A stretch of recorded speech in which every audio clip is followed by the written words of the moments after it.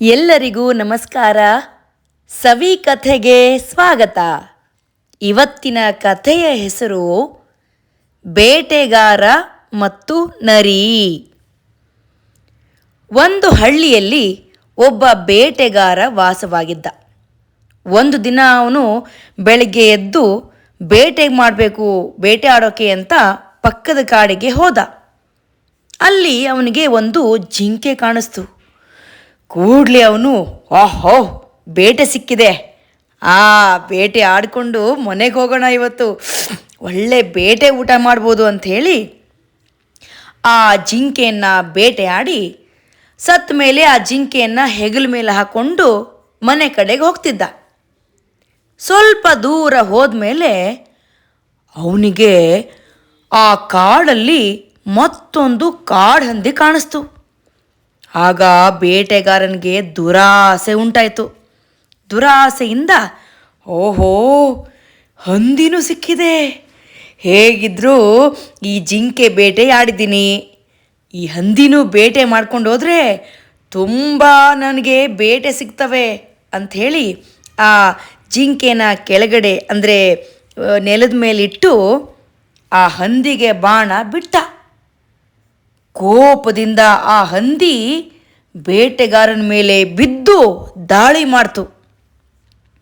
ಬಾಣದಿಂದ ಹಂದಿಗೆ ಗಾಯ ಆಗಿದ್ರೂ ಸಹ ಅದು ಕೋಪದಲ್ಲಿತ್ತಲ್ವಾ, ಅದನ್ಯಾವುದನ್ನು ಲೆಕ್ಕ ಮಾಡದೆ ಆ ಬೇಟೆಗಾರನ ಮೇಲೆ ಎರಗಿ ಅವನನ್ನು ಕಚ್ಚಿ ಅವನಿಗೆ ಕೆಳಗೆ ಬೀಳಿಸಿ ಅವನಿಗೆ ಅಪಘಾತ ಮಾಡಿ ಅವನನ್ನು ಕೊಂದು ಹಾಕ್ತು. ತಲೆಗೆ ಮೈಗೆ ಪೆಟ್ಟಾಗಿ ಆ ಬೇಟೆಗಾರ ಕೆಳಗಡೆ ಬಿದ್ದು ಪ್ರಾಣ ಬಿಟ್ಟ. ಹಾಗೆ ಈ ಬಾಣ ಚುಚ್ಚಿದ್ರಿಂದ ಹಂದಿಯೂ ಕೂಡ ಸತ್ತು ಹೋಗ್ಬಿಡ್ತು. ಹೀಗೆ ಬೇಟೆಗಾರನು ಸತ್ತ, ಹಂದಿಯೂ ಸತ್ತು, ಜಿಂಕೆಯೂ ಸತ್ತು. ಸ್ವಲ್ಪ ಹೊತ್ತಾದ ಮೇಲೆ ಅಲ್ಲಿಗೆ ಒಂದು ನರಿ ನಡ್ಕೊಂಡು ಹೋಗ್ತಿತ್ತು. ಆ ಕಾಡಲ್ಲಿ ನಡ್ಕೊಂಡು ಹೋಗ್ತಿದ್ದ ನರಿಗೆ ಹಂದಿ ಮತ್ತು ಈ ಬೇಟೆಗಾರ ಆಮೇಲೆ ಜಿಂಕೆ ಇವೆಲ್ಲ ಸತ್ತು ಬಿದ್ದಿರೋದು ಕಾಣಿಸ್ತು. ಇದನ್ನೆಲ್ಲ ನೋಡಿ ನರಿ ಆನಂದ ಪಡ್ತು.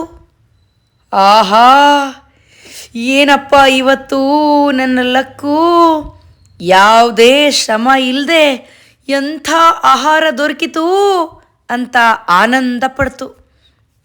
ಎಲ್ಲವೂ ನನ್ನ ಅದೃಷ್ಟ, ಆಹಾ ಅಂತ ಕುತಂತ್ರ ನರಿ ಮನದಲ್ಲೇ ಖುಷಿ ಪಡ್ತಾ ಮೊದಲು ಯಾವುದನ್ನು ತಿನ್ನಬೇಕು ಅಂತ ಯೋಚನೆ ಮಾಡೋಕ್ಕೆ ಶುರುವಾಯಿತು. ಯಾವುದು ಹೆಚ್ಚು ರುಚಿಯಾಗಿರುತ್ತೆ, ಏನಪ್ಪ ಕನ್ಫ್ಯೂಷನ್ ಆಗ್ತಿದೆಯಲ್ಲಪ್ಪ, ಮೂರು ಆಹಾರ ಒಟ್ಟಿಗೆ ಸಿಕ್ಕಾಗ ಯಾವುದನ್ನ ತಿನ್ನಬೇಕು ಯಾವುದನ್ನು ಬಿಡಬೇಕು ಅಂತ ಸಿಕ್ಕಾಪಟ್ಟೆ ಕನ್ಫ್ಯೂಷನ್ ಆಗ್ತಿದೆಯಪ್ಪ. ಏನು ಮಾಡೋದು, ಯಾವುದು ರುಚಿಯಾಗಿರುತ್ತೆ? ನಾನು ಹಿಂದೆ ಈ ಹಂದಿ ಮಾಂಸವನ್ನು ಯಾವತ್ತೂ ತಿಂದಿಲ್ಲ, ಮೊದಲು ಅದನ್ನು ತಿನ್ನೋಣ ಅಂತ ಅಂದ್ಕೊಂಡು ಆ ಹಂದಿ ಹತ್ರ ಬಂತು. ಬಾಣದಿಂದ ಏಟು ಬಿದ್ದ ಕಾರಣಕ್ಕಾಗಿ ಹಂದಿಯ ಬೆನ್ನಿನಿಂದ ರಕ್ತ ಹರಿದು ಬಂದಿತ್ತು ರಕ್ತ. ಮೊದಲು ಈ ರಕ್ತವನ್ನು ನೆಕ್ಕಿ ಆಮೇಲೆ ಮಾಂಸ ತಿನ್ನಬೇಕು ಅಂಥೇಳಿ ರಕ್ತನ ನೆಕ್ಕಿದ ಮೇಲೆ ಹಂದಿಗೆ ಚುಚ್ಚಿದ್ದ ಬಾಣವನ್ನು ತೆಗಿಬೇಕು ಅಂತ ತೆಗಿಯೋಕ್ಕೆ ಶುರು ಮಾಡ್ತು. ಎಷ್ಟೇ ಪ್ರಯತ್ನ ಪಟ್ಟರೂ ನರಿಗೆ ಬಾಣವನ್ನು ತೆಗಿಯೋಕ್ಕಾಗಲೇ ಇಲ್ಲ. ಕೊನೆಗೆ ನರಿ ಅಂತ ತನ್ನ ಬಾಯಿಯಿಂದ ಆ ಹಂದಿಗೆ ಅಂದ್ಕೊಂಡಿದ್ದ ಬಾಣವನ್ನು ಕಚ್ಚಿ ಜೋರಾಗಿ ಎಳೆಯಕ್ಕೆ ಶುರು ಮಾಡ್ತು. ಹೀಗೆ ಎಳೆದಿದ್ದರಿಂದ ನರಿಯ ಬಾಯಿಗೆ ಆ ಜೋರಾಗಿ ಬಾಣ ನೆಟ್ಟು ಅದಕ್ಕೆ ತುಂಬ ದೊಡ್ಡ ಗಾಯ ಆಯಿತು.